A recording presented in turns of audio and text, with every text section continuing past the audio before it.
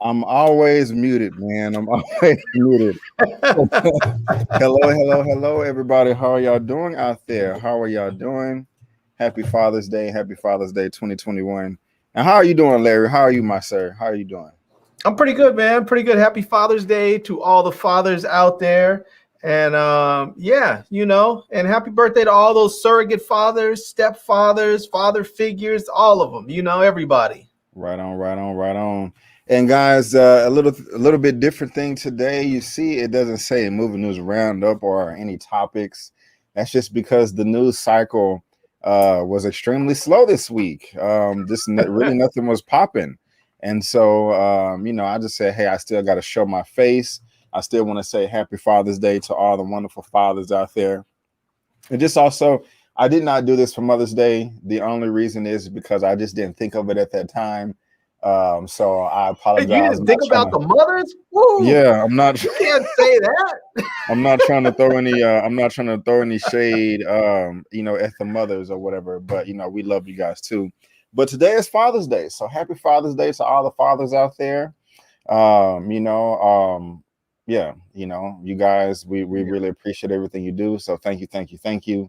And we're not going to be on here long. I don't know how long, but we're not going to be here that long. Shout out to Calm in the chat right now, and also Pay Coffee Bean, if I pronounced that correctly. I'm sorry if I did not. So shout out to all of you guys. Yes. And yeah. Larry, what you got going on today, man? Man, I literally just finished watching Fatherhood. So really? Yeah, I know it came out a couple days ago, I believe, and I hadn't watched it yet, and I wanted to see it. Partly because I had sent you that article about this. It was I guess it was the Guardian. It was a movie reviewer for the Guardian who just, I think, really just turned their movie review into a personal hit job. But I wanted to actually see the movie so I can better understand kind of what they were talking about as far as what the movie was concerned. But they didn't really talk a whole lot about the movie. It was so much just about Kevin Hart, and maybe this movie reviewer doesn't realize that it takes a lot of people to make a movie. I mean, you have the writers and the directors and the grips and the other actors in there. You even have, the background people can even make a difference. The location scouts to make sure that where the places, the scenes are filmed makes sense. I mean, there's a lot to a movie that I think movie reviewers have to take into consideration. And when you just basically talk about the real world personalities and real world happenings of one of the actors in there, I think you're missing the point of doing a movie review in the first place. So I think you're muted again, bro. I am. Well said, sir. Well said. I gotta get better at that. But guys, there is a link to the article down below if you do want to read that. And I do agree with Larry. It is. Well, let me ask you this: did you like the movie? I did. I like that movie. I was not sure what to expect. And to be honest with you, when probably like the first half hour or so of the movie, I was like, oh God, this is going to be one of those just straight sad sap movies the whole way through. And it wasn't. I really enjoyed it a lot. There were so many good points to this movie, and I can see why someone who's out there would want to hate on this movie if you have some racial undertones to your worldview, because there's so many positive images of Black love, which is why I had to wear my shirt. There's so many positive images of Black love in this movie on so many different levels. You had Black love, between a husband and wife, and you have Black love between a father and his daughter. You have Black love between friends. You had a son and a mother. You just had so many examples of positive Black love in this movie. I can see how it might make some people who don't want to see that very, very uncomfortable. I got you. Yeah. Well said, man. And I do agree with everything you said. I do appreciate that. I love the movie myself. If you go over to my channel, I do have a review for it right there, that third video. And so if you haven't seen the movie, I strongly recommend you do check it out on Netflix, because it is available for you right now. And in my opinion, it's one of Kevin Hart's better films. Off the top of my head, and I haven't scrolled through his entire filmography as of late, but off the top of my head, it is my favorite performance. I know he did one with Bryan Cranston a few years ago, and I don't think I saw that film. Did you see it? Do you know what I'm talking about? I didn't. That was a remake of that French film, and I can't recall the name of either one, the French film or the original. The dude that was in the French film is the Black dude that's in Lupin now. But it was a remake of that movie, and I looked at it. I looked at the trailer. I thought about watching it, and then I just sort of changed my mind. I wasn't sure if it's going to be another one of those, Magic Negro stories or not, and I just didn't have the stomach for it at the time, so I just kind of passed. I completely understand that, man. I can get tired of the Magical Negroes stories too. Is it The Upside? Yes, this is it right here, The Upside. Yeah. From what I remember hearing good buzz about it. I remember it being pretty positive and people liking it. I remember saying, hey, if you haven't seen the new Bryan Cranston movie, you need to see it. And actually, my memory is coming back to me now. It was a Black lady, that gave me the recommendation. Oh, but it got a 43% from the critics on Rotten Tomatoes. However, the audience liked it. Let me see how much money it made at the box office. But the Black lady that gave me the recommendation. She was one of the security attendants at the early screenings that I sometime used to attend when the pandemic didn't start. So the budget was 37 million. It made 125 worldwide, so it was profitable. It was profitable, yeah. The studio did not waste the time. It was at least worth the while. 43%, but the audience liked it. So I mean, that was profitable, but let's be real. I mean, that they probably were expecting a lot more when you have two heavyweights like Kevin Hart and Bryan Cranston in the same movie, and it only does 137 million. Now, I'm sure the studio execs were probably disappointed, even though it was profitable. Yeah, maybe. You know, I mean, yeah, I don't know. Actually, I don't know. But like you said, at least it was profitable at 188 reviews. But I do remember. Oh, I thought I was still sharing it. 43%, but 188 reviews. But I do remember people like, I remember her saying, "Yeah, it was good. I liked it." You know, da da da da. And I just said all that to say, you know, I haven't seen this film, but the Kevin Hart film that I have seen recently was what is this movie called? I'm finna say Maddie, Fatherhood, right? Fatherhood. And it was good, and I'm really impressed. And my expectations were actually high, and they were met. And so that's just kind of interesting to me right there. And at the beginning of my review, I said Kevin Hart should have been making movies like this a long time ago, you know, because some of his stuff was just getting stale to me, you know, with the repetitive short jokes and him kind of screaming and exaggerating all the time, you know. And so I really liked it. And I see we got some more people in the chat right now. Mocha Sister, hey, how you doing? Cynthia Charles, I loved it. And Red Table interview with Kevin Hart and Will Smith. Yeah, I did see the thumbnail for that. I'm gonna have to check that out. I guess it was pretty good since you recommended it. Yeah, I haven't watched that interview. I was thinking I don't really watch the Red Table thing. I know it's on. I think it's on Facebook Watch or something. Correct. I usually don't watch it, but I may check it. I think I've seen 1 or 2 episodes of it, but I think I might check that one out just to see what they're talking about. Yeah, I don't watch it that often either, but I might have to check it out. Shout out to Janaea, Chief D Hater. What's going on? The Upside was a remake of The Untouchables. Yes. And Paul Paid Coffee Obing. What's up, Jaren215? How you doing? Happy Father's Day. Wish you were my father, Avery. Wow, that's a leap right there. I'll just take the compliment. Thank you very much. That's interesting. How you done? Thank you so much, Breslin Howard. But going back to and all of you guys in the chat right now, how many we got? We got 33 people. If I can get 33 thumbs up, I would really appreciate that.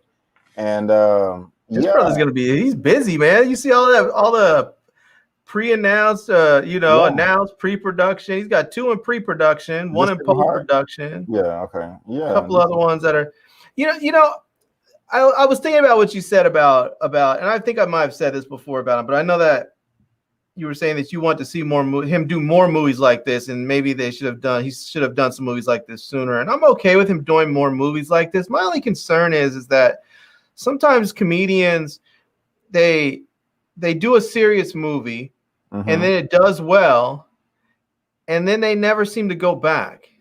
Some of them seem to stay on that serious sort of drama thing. They feel like I think they start to feel like, I want to be taken seriously as a dramatic actor now. And it's sort of like, but you're a comedian, and even though we're not trying, the audience is not trying to hold you back and tell you can't do it, we still loved you for a particular skill set you have, and we don't want you to not exercise that skill set because you feel like you want to be taken serious in some other realm. It's just like I saw that happen with Jim Carrey, and it's just like, come on, man, give us some Jim Carrey again. The Jim Carrey we grew up and loved. I mean, earlier generations, I think we saw that in some respects with people saw that with what's his name, Jerry Lewis. He used to do all that funny stuff, and then I think his kid died or something. He just stopped being funny. He just stopped doing stuff, and And it's funny, on the exact opposite end, you look at someone like Leslie Nielsen from like the police academies and stuff like that. Yeah. He went in the exact opposite direction. He started off doing dramatic stuff and then went straight slapstick. And I don't think he ever really went back. I only know him for his slapstick comedies, like his spoof comedy. That's the only thing I know him about. I didn't even know he was serious. That was all I knew him for coming up. And my mom said, "Oh no, he used to be a serious dramatic actor." And then I went and watched some of his stuff. I was like, "Holy crap, this dude can act!" It was amazing to see it. It was like, I mean, obviously, it was easy. It was a little bit easier to accept because there was like a big age difference from when I had seen him as a comedic actor to like his serious stuff. I never knew him before as a younger serious actor, so seeing it was like, it was shocking, but it was easy to accept. It wasn't so much like just a cut and dry, like, okay, today he's slapstick and funny, and then the next movie you see he's like on some serious tips. So and that's interesting you said it, man, because a lot of the performers, they do start out on one side and go to the other, like Lindsay Lohan is one. What is the guy that the people that did the vampire series, Twilight, Robert Pattinson, right? And he for a while he wanted to just completely get away from that and try to take on more serious roles. Also, the actress herself, I forgot her name. From Twilight. Yeah. Her. I think it's something Stewart. Right. Kristen Yeah. Is it Kristen? Yes. And so.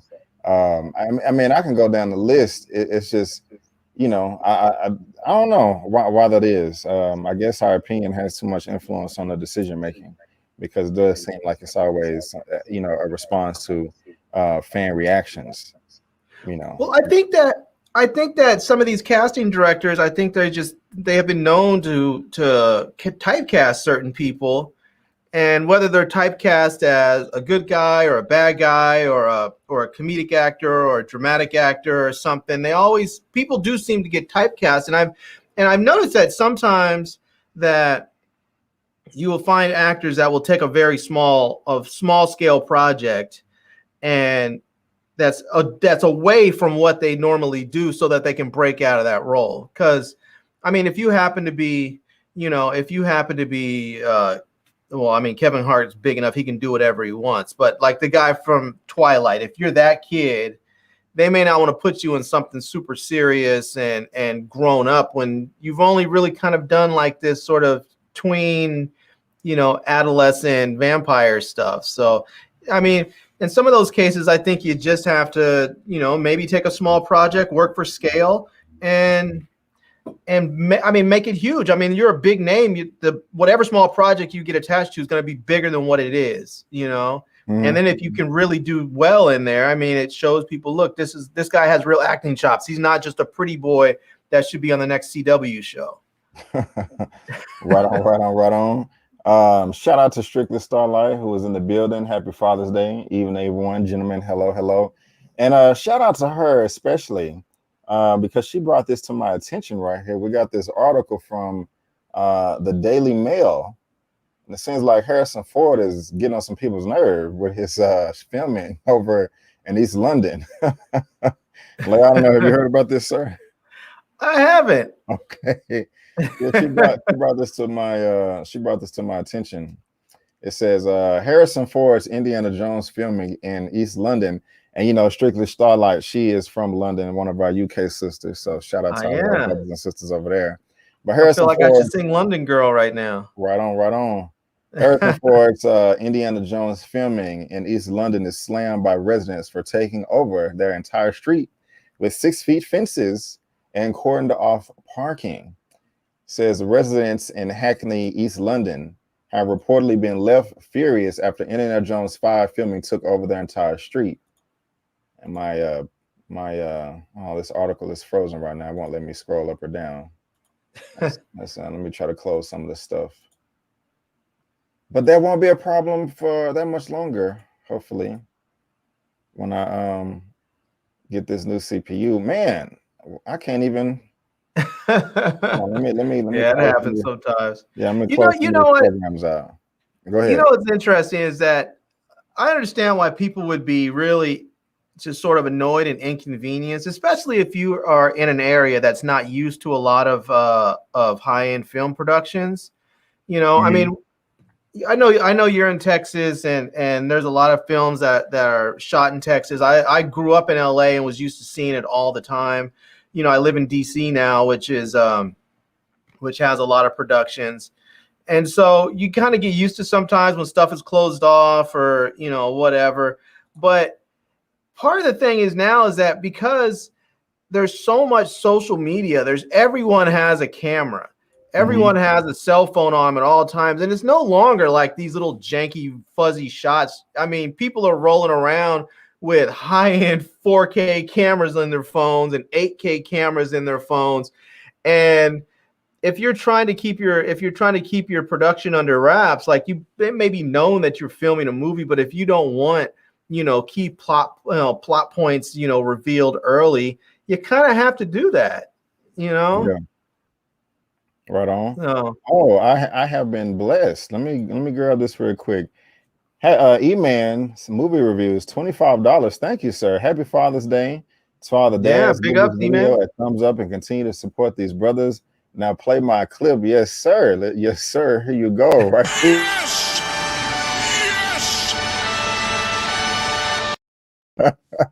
Thank you, Eman. I do appreciate it, my brother. And happy Father's Day to you, sir.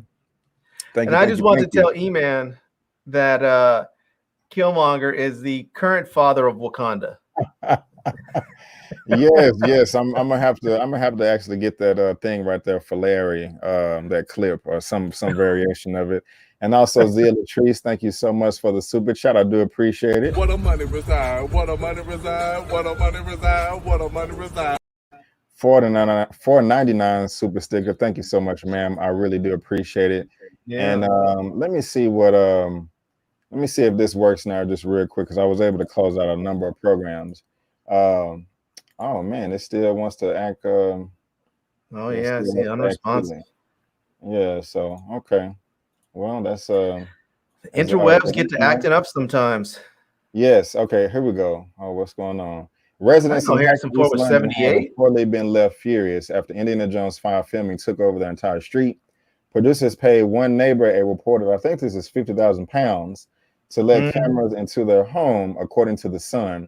But once he left the property for a week, others on the road endured 4 days of disruption. The film stars actor Harrison Ford, 78, who, as the publication reports, was seen filming in a white van on one of these days. So 78 years old, man. He looks all right. Yeah, I'm looking. Yeah. Look at all that vascularity in his arms. Yeah. Dude is in good shape for a 78-year-old. He is. And so I actually have no interest in this movie at all. The Indiana Jones one? Yeah. I just thought it was I mean, Indiana Jones is cool to me. I've just never, you know, I've never really been a fan like that. You know, I'm not knocking it. I'm not saying that it's not a great film or a great series. It's not my favorite, you know. See, I wonder if this is going to be a good movie, like a true installment of the Indiana Jones series, or if it's just going to be a money grab. You know, I'm leaning towards the latter, a money grab. Yeah, I haven't really heard much about it or anything about what the story is going to be or who's in it. So I mean, yeah, I don't know. I mean, I thought the last one they did was fine, and they probably should have wrapped it up there, or maybe had introduced I thought they brought in what's his name, Shia LaBeouf as his as his son, and I thought that was a great transition point where they could have said, okay, we're going to have a new Indy, you know, and they could have moved from that point forward, and they could have even jumped forward. I mean, they could, like, even if Shia LaBeouf didn't work out, because they still had that set back. And I forgot what the year was, but it was long enough that if they decided they didn't want to work with Shia LaBeouf anymore, because I know he's had his issues, you could just jump forward, you know, a decade or two, where, you know, Indy, where his son is now also a archaeology professor, and he's following in his father's footsteps, and now you have new adventures set in modern day. Maybe he's heading into, you know, to war-torn Afghanistan to try and excavate some sort of, you know, some of the area, like I think there were some Buddhist carvings or something out there that the Taliban was blowing up. Maybe you go into some place where there's, it's dangerous because you have a war zone, you have warlords and all these other people, and he's in there trying to save some sort of artifact that's important. I don't know. They had to come up with a story, but I think there's enough here that you could have done all kinds of stuff, whether it's going into Russia. Maybe he has to go into the Chernobyl area. What's that area they call it? Whatever is that Chernobyl area? Maybe you go to China. Yeah. There's so many different areas you could go to. They can do a Marvel mashup where he tries to get into Wakanda. Who knows? Right. I know what you're talking about. It does start with a C. And maybe I feel this way because I have seen giant bits and pieces of every Indiana Jones film, but I don't think I've ever seen one film from beginning to end, and that may be why. But the parts they are fun movies. Yeah, the parts I have seen were dope. I just haven't said I can't remember ever sitting down and watching one film from beginning to end. I always see bits and pieces of each one. So we'll see how that turns out. I do want to shout out Chief D Hater. It's this thing when we're how can I read today? It's this thing where even the greatest of funny actors aren't really taken that seriously. They're getting older and want to be respected as actors and not just the funny guy. I agree. Good comment. I think that's true. Good comment. What you got, Larry? Yeah, no, I agree that they do want to be taken seriously as actors because I don't think people always respect how difficult it is to be a comedic actor. I think it's easier. I think it's easier for someone to go from being a comedic actor to a dramatic actor versus the other way around, because you could be great at drawing out your emotions and being very dramatic, but you still have to have great comedic timing, in order to make a joke land. You could have someone who writes you the best jokes in the world, and if your timing sucks, they're gonna fall flat. Agreed. Agreed. Eric Brick says Black Power. That's what's up. Blake McLaughlin, thanks a lot for all your work, guys. I've been following you guys along with Lamont for a little over a year. Really respect you all opinions. Thank you so much, Blake. I really do appreciate that. That's very nice of you. Thank you. I'm glad that we can entertain you and fill your day with happiness and joy. Moses Blackthorn, watch Good Times, great movie already, and happy Father's Day as well. Thank you. We're not fathers, but hey, maybe someday. Maybe anyway. You never know. Not for me, but maybe for you. Right on. Again, thank you, Strictly Starlight, and hello, Moochie. What's good? How you doing? Mooch in the house. This thing is jumping around. There we go. That's what I was trying to pull up. What's up? Just my opinion today. I feel like Happy Father's Day, red, black, and green to all the fathers already. What's up, Famous Jay? Hey, how you doing? Happy Father's Day. Yeah. All hail King Killmonger. What's up, Jaren 215? Yes, there is that Killmonger reference. There you go right there. There it is. All right. And who else we got in the building? Who else we got? And you said Shia like booger sugar. Wow. It's when you was talking about him, man, it's interesting because to me, man, he was such a great talent, even outside of Transformers, and I think everything I've seen him in. He did the Peanut Butter Falcon movie. I don't think you've seen that. Why am I making an assumption? Have you seen that? I haven't even asked you. I haven't seen it, no. It's really good. It's where it's kind of like Rain Man in a way. Okay. So where he finds out that somebody, I forgot exactly, that's close to him has some type of mental condition. And when you're first introduced to it, that can be it can turn your world upside down. But it's a really touching story. It's very well acted. And I just said it's a shame, man, because outside of his professional career, he has done some suspicious things. And I'm not judging him at all, but it's a lot of it is just about his insecurities. I'm just like, man, you're a good guy. I mean, you seem like a cool dude. You make good films. You seems like you're winning. Yeah. I remember seeing an interview with him, and it was like he chose to do the Transformers movie besides going to college. There's nothing wrong with that, in my opinion. No. Especially with the paycheck and the exposure you're getting. Well, he said after that, when he would talk to people his age, and they'd be like, yeah, after high school, I went to college. That was like intimidating to him.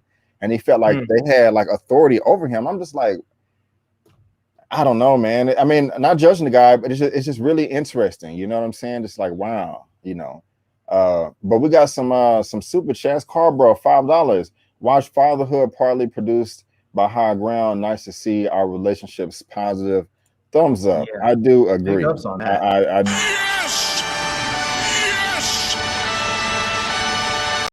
So thank you for that super chat, Carbro. I do appreciate it. Yeah. And we got another one from Moo King Reviews. Nice. Let's see here. If a dub. Let's go ahead and do this.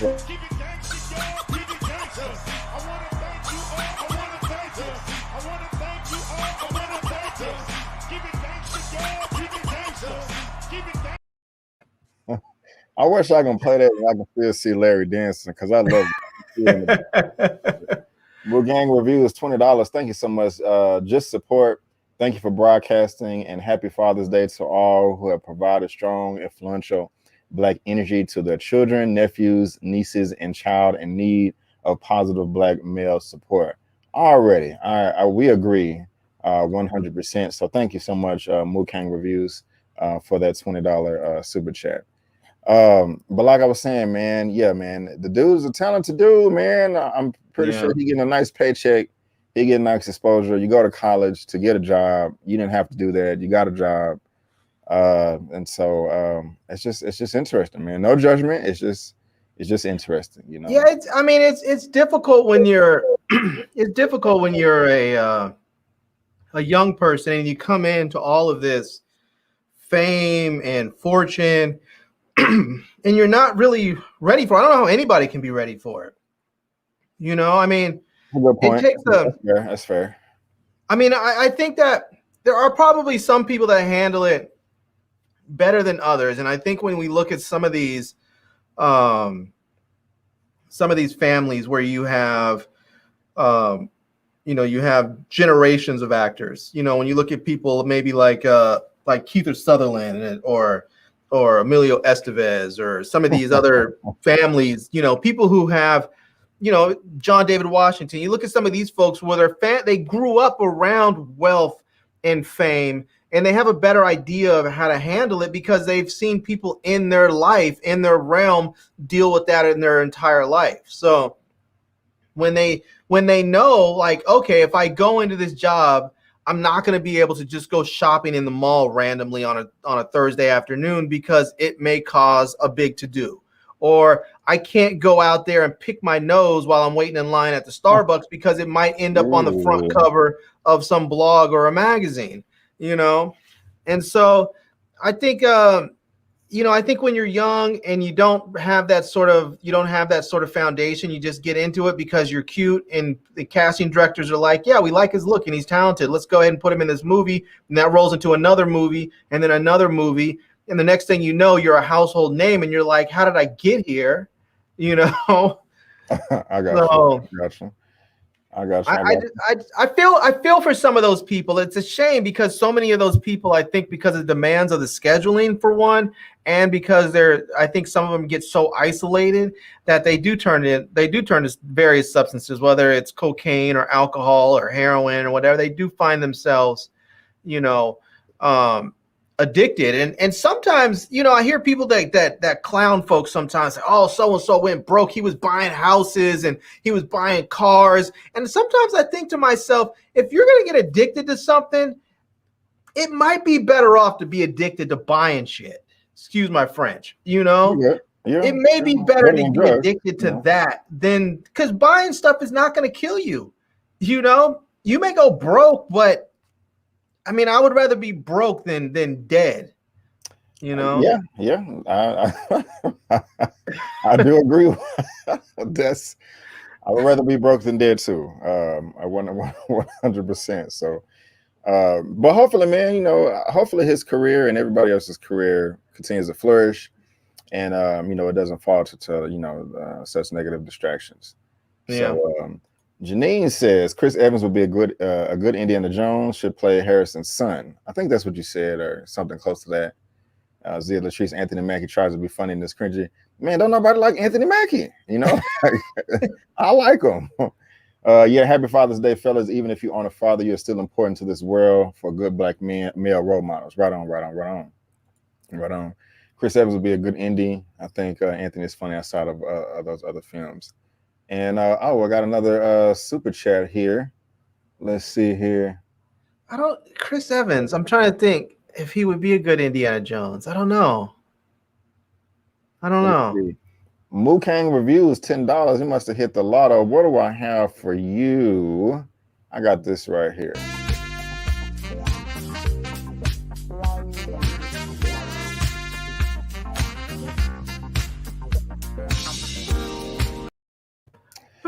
Thank you. Sorry if I missed it. I love that scene when Steve Carell just over there just walking in place. What are there good recommendations for black father-based films? Always got a Pursuit of Happiness, but there must be more. Thank you both. Pursuit of Happiness is good. I can't think. That's a hard one. I don't think there's a lot of them. That's a shame, Larry.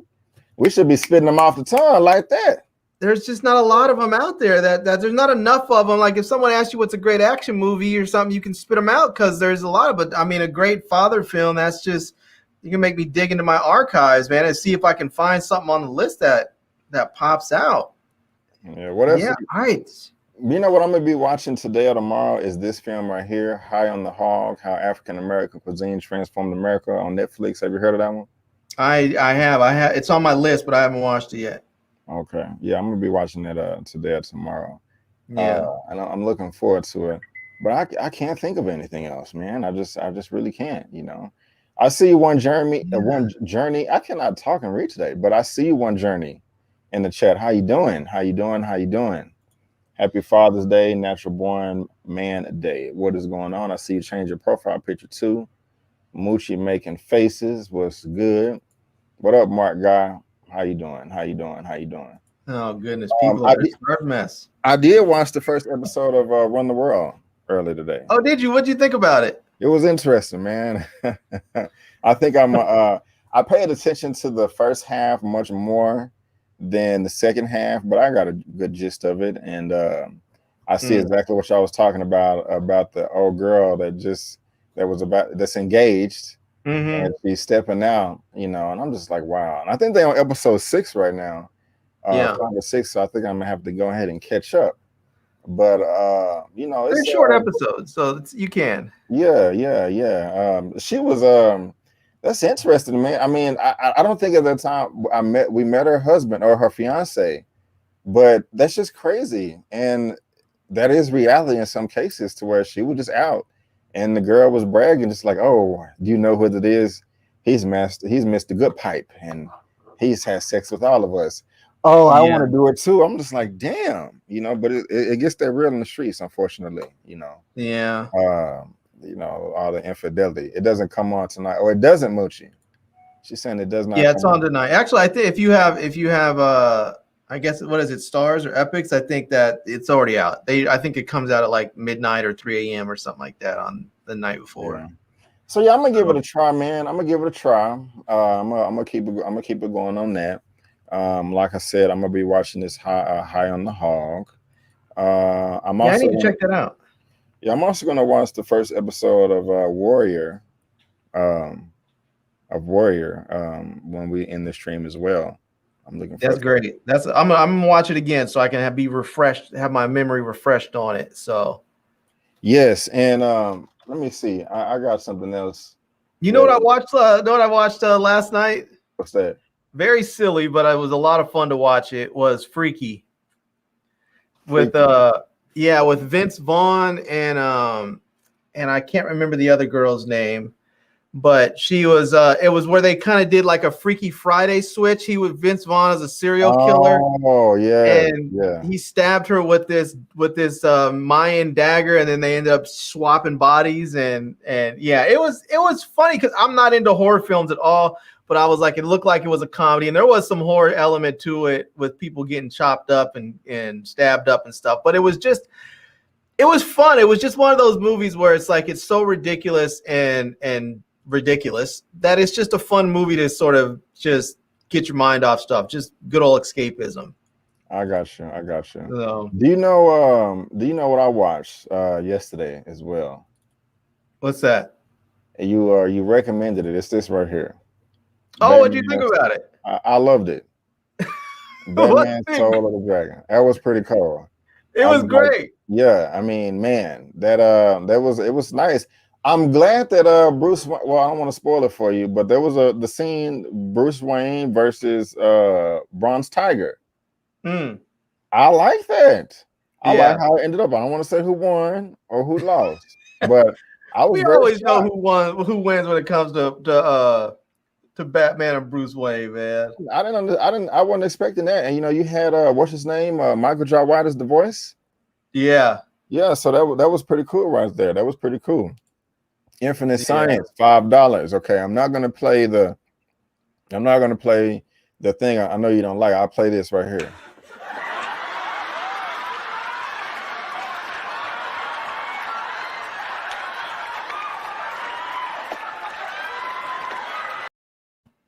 Thank you so much. Oh man, $5 super chat. I really do appreciate it. Thank you. I feel like give him the money resides just so he can work out his issues. No, I'm messing with you, Infinite Science. I'm just messing with you, man. No. It's all love. It's all love. Yes, it is. But man, it was good, man. That hand-to-hand combat, man, and that ending fight. I was actually the way the movie ended. We got to see what happens next. Yeah, they left it open. That was a hell of a cliffhanger. They did. So I don't know if you guys are watching in the chat right now or the replay, but if you are into the DC animated films, this one is one of the latest ones, Batman Soul of the Dragon. Yeah. It is really good. Here's some more images right here. Let me see if I can pull this up right here. Because I really enjoyed it. Let me see. Just give me 1 second. Let me save this image. It's crazy, man. I'm sitting up here. I've been scanning my list of movies that I've watched over the years, and I still am not finding like a good, positive fatherhood, Black fatherhood movie in here. I'm just not seeing them. Like, that's really unfortunate. Maybe it's just the movies that I watch, but I'm just not seeing them. It's kind of a shame. Well, we gotta do something about that. But here's the image, guys. You got Batman, Shiva. Shiva was serious with the sword. Yeah, she was. The black guy is Bronze Tiger, and that's played by Michael Jai White. And the guy to the left, he's kind of like a Bruce Lee kind of, persona in a way. But it's badass. And pretty much, Batman can fight, and everybody else is just as good as Batman. So if you're into that, I strongly recommend that right there to you. I feel like Batman might be the weak link out of the crew in there. I kind of disagree with you on that one, man. I really They were all getting it in. Like it's funny in that one scene when they were in where they were at their training facility when they were younger, and the woman that actually got the sword when their sensei told her to go and fight the one dude, the white cat. Yeah, man. And you could see it was almost like in that fight, it was almost like she was holding herself back because she almost realized, oh, I'm a crazy killer. And if I get the opportunity, I will kill people at any given moment. And so she's just not fighting much to avoid killing people because she wanted to kill that dude. The sensei had to stop her. Right. He did. She was pretty cold, man. And I like the response that the sensei gave her, just like, know yourself before you speak or something. In other words, like, I know what the hell I'm doing. You know what I'm saying? He was really cool and really humble about it. And I was laughing my ass off. I thought that was done quite well, very, very well. So, Somebody said that John Q is a great fatherhood movie. I'm gonna say John Q was a good movie. I'm not gonna say it was a great fatherhood movie because really we didn't. I mean, we get to see that he's willing to go to all kinds of extremes to get his kid help, which a lot of people do. It's just unfortunate that they had to show it with this element of violence in there. And And we would like to have, I think I would like to have more positive representations of Black fatherhood than someone saying, okay, your kid needs health care and you're not getting it because you don't have the money, so your only real option is to grab a gun and go take it. I mean, I get it as a parent. You may say, I'm just going to go ahead and sacrifice my freedom so that so that my child could live. But I feel like there's just better ways of showing Black fatherhood. I mean, sure, there's better ways. Here's one. But I'm not gonna frown upon that though. Pursuit of happiness. Okay. There's one. There's one with a father who was destitute, broke. He didn't decide he was going to pick up a gun and go take things into his own hands. He decided he would rather sleep on a bathroom floor with his kid in a subway station and hustle until he made it, and he did. Well, but John Q kind of did a similar thing in a way. I mean, it's not like because when you just say, okay, grab a gun, the tone sounds like you're saying that was his first choice. That was his first option. No, not at all. He exhausted every chance, every opportunity that was legal or considered moral. That he had no other options. It was a textbook definition of a last resort, you know. So to me, I just can't frown upon it. I mean, yeah, there are better ways. I think it's commendable.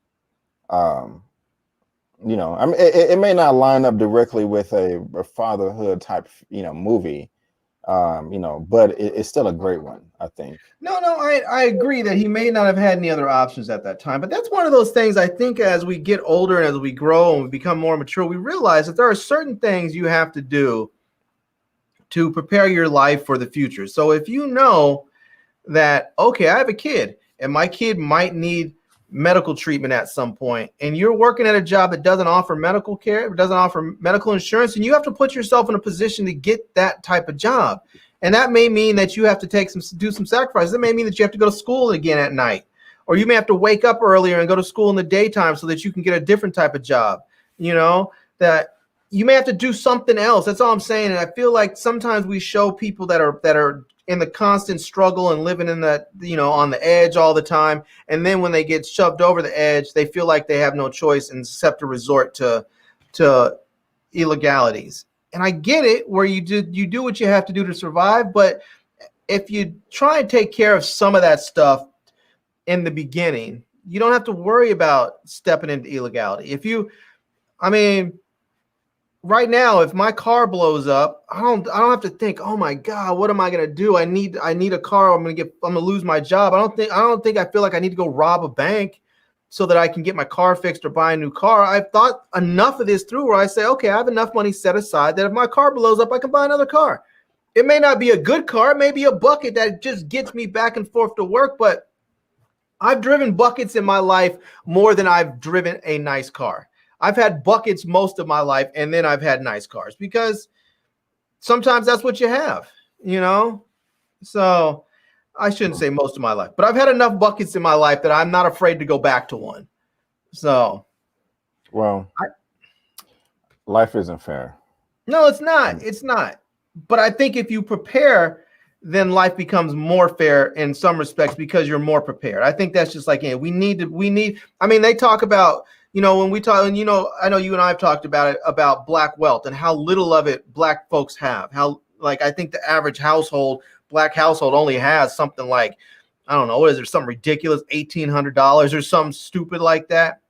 It's one of those things where we have to prepare ourselves a little bit better, and we have to make real hard sacrifices at times. Sometimes you don't go out to the club or go out to, you know, buy something new, whether it be shoes or clothes, or you don't eat out at dinner by going to fast food, or sometimes you have to make real hard decisions for a period of time so that you can actually have something and you can have an emergency, you know, nest egg set aside. And it's easier said than done, no doubt, but sometimes you have to do that. And I think because we don't, oftentimes when people get in trouble, they find themselves having to go to extremes.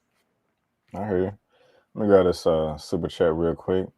Mukang reviews $5. You guys are so funny, and I appreciate it. I'm watching To Train to Busan for the first time on Hulu. It's Father's Day zombie movie. Have you seen it? I have not. Excuse me, but I've heard about it. I have heard about it. What a money reside, what a money reside, what a money reside, what a money reside. Okay. And thank you so much for that $5 super chat. Larry, have you seen Train to Busan? I have. It was it was actually really good. It was good. I wasn't. Somebody said my privilege is showing. Lady's coming for me again. Oh yeah. I didn't even see the comment yet, but keep going. Oh, I've seen Train to Busan. It is really good. If you haven't seen it, it is definitely worth seeing. It is it's a zombie movie, as they said, and I wasn't sure I was gonna like it. It's in Korean, and so you kind of have to actually watch it. You know, sometimes I watch movies, I just sort of put it on in the background and look up when I hear something or see something. But yeah, it is a good movie, and they just came out with a sequel to that. I think late last year or something. So. Yeah, it's worth the watch. You won't leave the movie feeling like you wasted your time. Okay, we got 64, and thank you. Okay, we got 64 people in the chat and about 63 likes, so that's cool. I like that match right there. Yeah. DB said Bronze Tiger equals Jim Kelly. I do agree with that. I do. Infinite Science. This is a straight up ripoff copy of Shang-Chi and Luke Cage Power Man. I mean, there's some similarities. I don't know if I'm gonna say it's a ripoff, but you may know more about it than I do. So I'll leave it at that. Terror Game and John Q, Great Black Father movie. Janine, is it on HBO Max? Are you talking about the Batman Soul of the Dragon? If not yet.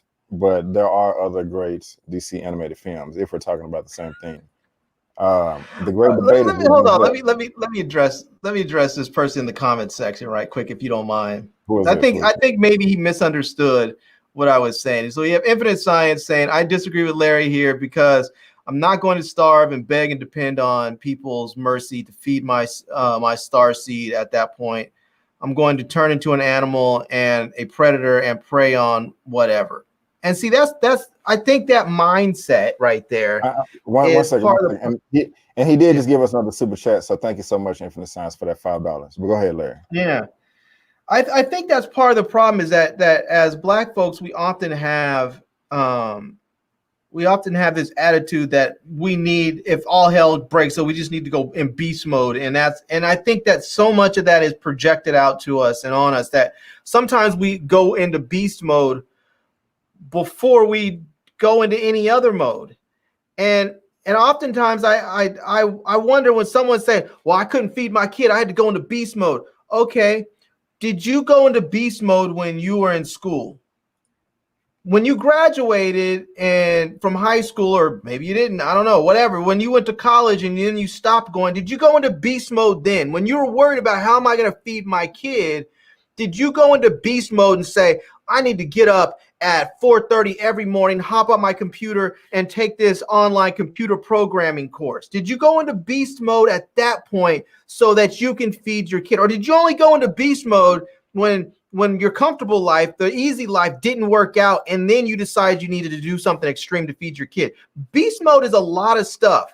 And people don't like to hear that, but beast mode is not going and knocking someone over the head or robbing some banker or whatever, turn into an animal so you can feed your kid. Beast mode is making sure that you put yourself in a position to take care of yourself and your loved ones. And sometimes that means doing hard work over long periods of time.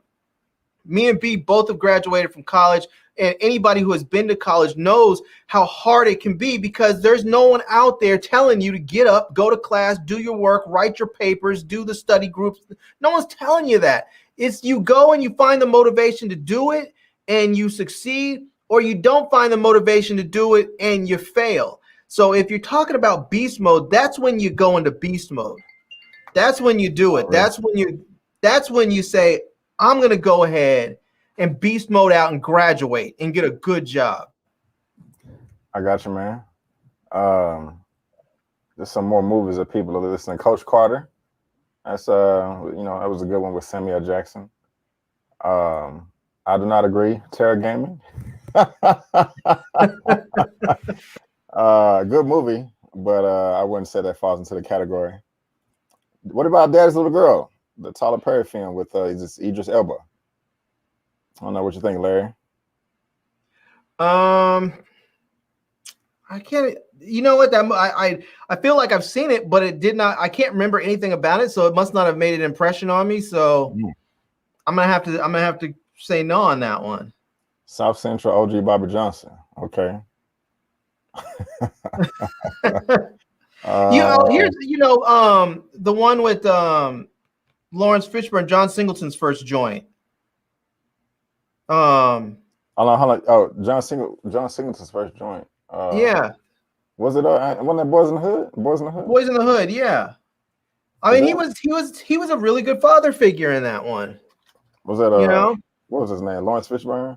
Yeah, that was a tough one to watch because there were some really hard lessons in there. Like when his boy got shot and he wanted to go out there and kill everybody, and his dad stood in his way and said, "No, I'm not going to let you ruin your life over this," And he taught. And the thing that I liked about that, he was not one of those dads who put a lot of fluff and stuff on there. He wasn't because there's a lot of dads that are from, like my dad. He was not from the generation that was all huggy, lovey, kissy, But he was, and that was kind of how he was. He gave you hard lessons with hard words, and you needed to hear them, But anyways, that was another good. That was another good one. I think that was one that was a little bit grittier, I got you.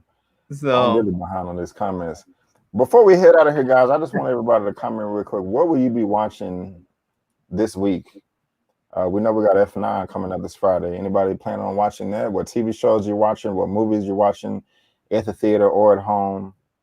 What are y'all gonna be watching? He Got Game, A Black Father, Lethal Weapon. I don't know about Lethal Weapon. The Hate You Give.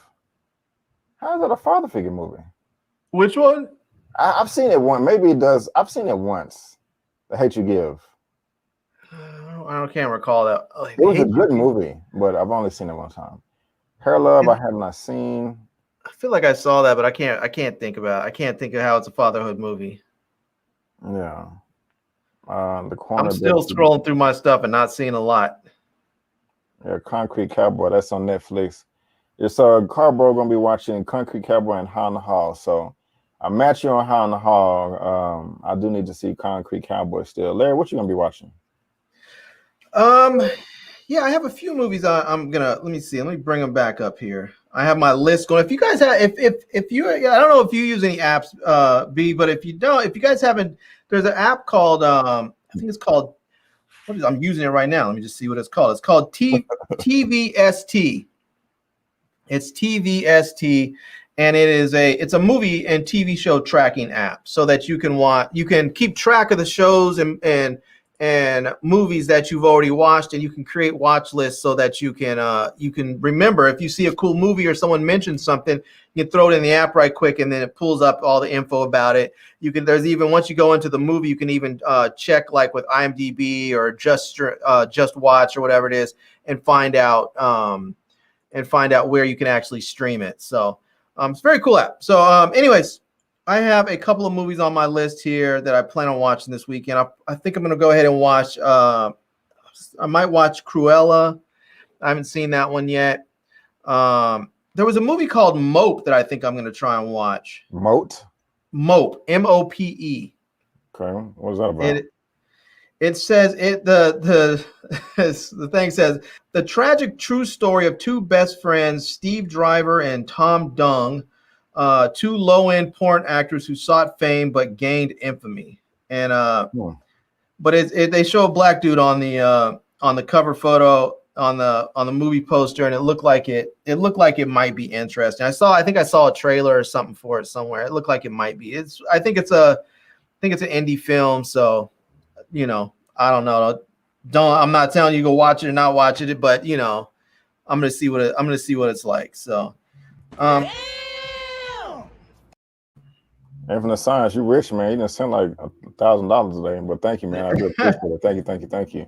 I do have a couple of movies I've been meaning to get to that I haven't watched yet. Like I haven't watched American Skin yet. I think I might watch that. Yeah, let me know what you think about American Skin and that last one, the Mope movie. Let me know what you thought about those. Yeah. Have you seen Hillbilly Elegy? I haven't. And 1 second, Lainey said I missed her super chat for $5. Oh, I did. My goodness gracious, Laney. Laney, $4.99 for all my people in beast mode every day, all aspects of life. What a money reside, what a money reside, what a money reside, what a money reside. Okay. Thank you so much, Laney Womack, for the $4.99 super chat. And I'm so sorry I missed it. I apologize. Excuse me. Yeah, call me out for that. So I am sorry. I hope I didn't miss any other ones. I did. Damn, Carbro, $2. Shoot, There you go. What a money reside, what a money reside, what a money reside, what a money reside. Okay. Recast T'Challa's hashtag Recast T'Challa is important for positive black men. Yes, it is. And thank you so much, Carbro, for the super chat. I missed 2 super chats. Damn, I'm sorry, y'all. My fault. I'm scrolling up just to make sure I didn't miss any more. I was just so distracted by Larry's great commentary. You know, he sucked me in and it threw me off. But no, go ahead, Larry. I was reading some of the comments, and I do want to tell people that, I think Lainey is half joking when she says, my privilege is showing, and I know somebody else made a comment that my dad was a cop, and my mom was a doctor. She's actually a lawyer, but some people think that I had it easy because of what my parents did, and here's the thing: is that I admit I did have it easier than some people because of what my parents did for a living. They made a good living and were able to provide for us. But here's the thing is that my parents made choices to go beast mode so that they could, when they were younger, go beast mode with school and get a degree. My dad, well, he's no longer with us, but my dad, he was a cop. My dad also had a master's degree in hospital administration. My mother is an attorney, and both of them always stressed education to us. And my parents didn't come from anything. My dad grew up in the backwoods of Georgia. We went to visit his place. He had a shack. They literally had a shack I don't even think they had running water in there, And so my dad did not grow up. Wealthy. He got drafted into the military. He came out and used the GI Bill to go to college, to finish up his education. My mom went to law school after she had us. She had 3 kids while she was in law school. So my parents went beast mode on their own so they can provide better lives for themselves and for us. So, when you talk about going beast mode, you can't just say I'm going beast mode, when things get bad. You have to go beast mode when things are good too, so that you can keep things good, So I just think that's so important to stress with Black folks, because Black folks often get caught up in and as part of it is us, part of it is the media, but we get caught up in the struggle. It's always the struggle. That's sometimes I say I don't want to watch this movie because I'm tired of watching struggle movies. I don't know. Sometimes about it's all about the struggle. Sometimes you have to hold on to the stuff you have to look forward to something else. Right, but let me say, even if every Black person did struggle, go beast mode during the good times, it wouldn't do anything on the grand scale of things. It wouldn't move us up the economic ladder. It may help us on an individual level. Yeah, it will better our lives, yes, on an individual level. But as a whole, the system is too strong, unfortunately. But that's just my 2 cents on that. But I'm not saying that as an excuse that people shouldn't try either. I just had to meet you somewhere in the middle on that. I mean, here's the thing, right? Is that if you come from, somebody was saying some of our parents weren't professionals. Some of our professionals were drug addicts. I'm not saying that is not true. I'm not trying to minimize anyone else's experience and say that they didn't have, they didn't have it hard. But here's the thing. In life, it does not matter if you had it hard or if you had it easy. At some point, you become fully and 100% responsible for your own life and your own outcome. At some point, you no longer get to blame your parents or your childhood or your environment. At some point, the world does not care about where you came from. They only care about where you are currently at and where you're going. So, you can say I had it hard. My parents were drug addicts. My parents were this or that. I get it. It means that you may have been starting at the starting line, and I may have been starting at the 50-yard line. You know, at the 50-yard mark of a 100-meter race. I may be starting with a big ass head start. But guess what? People don't care. If you and I want the same job, the person who's hiring does not care if you started way back there. They just want to know if you can do the same, if we can both do the job. So at some point, you have to set all that stuff aside, and you have to really just buckle down and do that work that much harder or that much smarter, you know? I mean, I'm a photographer. I came up as a photographer in places where they didn't have black photographers. You know, so whenever I went into something, I was always having to prove that I was better than everyone else there. And I'm not trying to make that comparison to someone who grew up with drug addict parents. I'm just simply saying, as a black person in America, I also know what it means to struggle, even though my parents had a little bit of money. So I'm not saying that having drug addict parents is an excuse. All I'm saying is that at some point, you have to push past that. You can't. It doesn't matter if you had drug addict parents. If you want to get ahead, then you just have to decide you're going to get ahead and do whatever it takes to get ahead and go into beast mode the right way. Don't go into beast mode when everything else falls to crap. Go into beast mode before that. Go into beast mode at school or your job or with a business idea. Go into beast mode with that. Let me grab this real quick. Mukang reviews, $5. It's not for everyone. But the father in Moonlight, played by Mahershala Ali, was amazing. He was supportive, asked questions, and didn't doubt his son. Right on. And let me just address some of these before we head out of here, because I'm about to wrap this thing up. I saw another super chat down here. This is from Steel Magnolia. What a money reside, what a money reside, what a money reside. Actually, no, you gave me $20.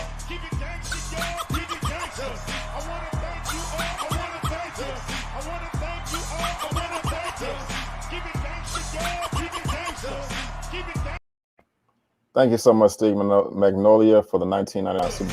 Appreciate it. Thank you. Valeria, got another one. Got another one. Hold on. Be able that defeatist mentality isn't going to get our people anywhere. We are powerful beyond measure and can absolutely break the system.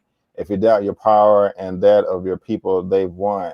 Thank you so much for the super chat. Let me go ahead and give you this. And what a money reside, what a money reside, what a money reside, what a money reside. Okay. I appreciate it. If it comes across that I have a defeatist mentality, I may need to change that, but I don't have a defeatist mentality. I'm just being realistic and know where we stand in this current system that we're in. And I know that it's not going to take a couple of years or a weekend to overcome it. I know that we can absolutely break the system, but I have to be realistic and know that it's not a sprint, it's a marathon. You know, that's all. I don't believe in all we got to do is this, all we got to do is that. No, that's just unrealistic. And, but I don't have a defeatist mindset. I just know what we're up against, and it's just going to take a lot. And I'm not going to sugarcoat anything. I'm not going to, hey, here, all we got to do is that's, so hopefully we can meet on the middle there. But we can defeat it. It's just going to take a long time. But thank you. And Infinite Science, another super chat. Thank you. Y'all are.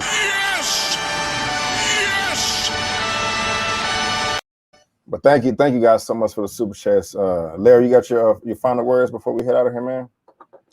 Yeah, I just I do want to tell people that, I'm not one of these people that just likes to just pull yourself up by your bootstraps. I'm not one of those people that likes to just spit that stuff. But I will say this, that we live in a world where people often just simply don't care about you. And the sooner that you realize that, and the sooner that you realize that the only time people and I say this outside of the people that you get to know and care about you, besides those people, the general public doesn't care about you. They generally only care about you when you have something to offer them. And if you don't have anything to offer them, they're not going to find any reason to care about you. In general, I mean, this is generally true for all people. If you think about your own life, if you see some random Karen walking down the street, you don't care about her. You don't know anything about her to care about her, you know? But if she's wearing a t-shirt that says free $100 bills for black men, then all of a sudden you might care about her. You know, you might want to walk up and go get your $100 bill or something. I don't know. But my point is that you, if you're talking about making your life better, if all of us, for not just for us, but for black people, people always say change starts at home. You have to change stuff starting from home. You know, whenever B. Avery decides to get married and have kids, he's an educated man. His kids are more likely to be educated because he's educated than if he hadn't. You know, he's not going to be one of these people having kids that are going to be the first generation to go to college. They're going to have kids. He's going to have kids that are going to be second generation or third generation because his parents probably went to college. And then you're going to have his kids are going to be third and fourth generation. My wife went to Princeton University. I didn't even know black people went to Ivy League schools, you know? And now, I mean, we don't have kids, but our nieces and nephews, they're looking at going to Ivy League schools. They look at my wife and they're like, well, hell, if Aunt Elena can do it, I can do it too. And that's the thing. That is what happens when people go into beast mode. Her parents didn't go to Ivy League schools. Her parents worked hard and they sent them to good private schools so that they can get into the best schools. And that's what beast mode is. Beast mode is not working a minimal job and then being broke and then doing some heinous stuff to catch up when you get behind. And I'm going to leave it at that. I might do a live stream later because I need to do a weekly haul video. And I'm thinking about doing it live. And that's what I have for my channel. And just thank you, Larry. And real quick, I took my super chat. I feel like we should just keep going, man. People have stuff to say, and they're super chatting, man. I gotta get to some stuff too. But D William 499, thanks for the combo already. And Moo Kang reviews. I went to Beast Mode at work recently. My black/white manager shocked. I'm mild mannered, but if you cross me, I erupt. I had no father in my life, but the father figures taught me to stand up for myself. Thoughts. Yeah, man, stand up for yourself always, no matter what, you know. Always pick your battles wisely as well. It's harder to do when you're at the job, you know, because you got to have your income, but pick your battles wisely, man. And I'm proud of you, man. And I'm sorry that you had to go through that, you know, with no father figure, in your life. Larry, you have anything quick to add to that? I do. And I'm going to go back onto it again. It's rubbing my head a little bit because I want people to remember that when you go into beast mode does not always have to be going off on someone. Beast mode does not always have to be that you're ready to put hands on someone because someone pushed you to the edge. Beast mode could be that when you were going hard at work, you go hard so much that when someone says or does something to you that your boss is pissed off for you, you know? I've gone beast mode at work before where I've gone so far above what was expected of me that when someone said something sideways to me, that they got a tongue lashing from my boss, that they were like, who in the hell do you think you are to say this to him? You know? That's right on, my brother. Well, lady, you know what? People have said that to my whole life. People have thought that he must date white girls or he must do. No, I love black women. You know. What time were you thinking about going live, man? And then we're gonna head out of here. I was thinking maybe, I don't know, maybe 9 or 10 or something. I was thinking about going off just for a little while, do my unboxing video and call it. So. Already, well, guys. I want to thank y'all so much for tuning in and hanging out with me and Larry today on this Father's Day, June 20th of 2021. We do appreciate it. Thank you so much for all the super chats.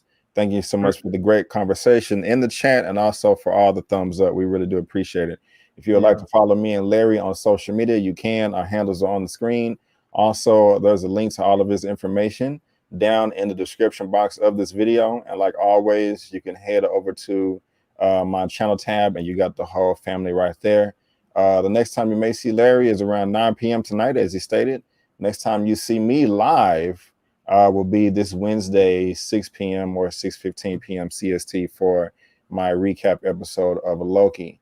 But guys, again, I just want to thank you so much for tuning in. I'm B. Avery, and that is the living legend Larry. Tongue twister. That is just our opinion. Peace out, and we'll see you next time, guys. Thanks. Black Father.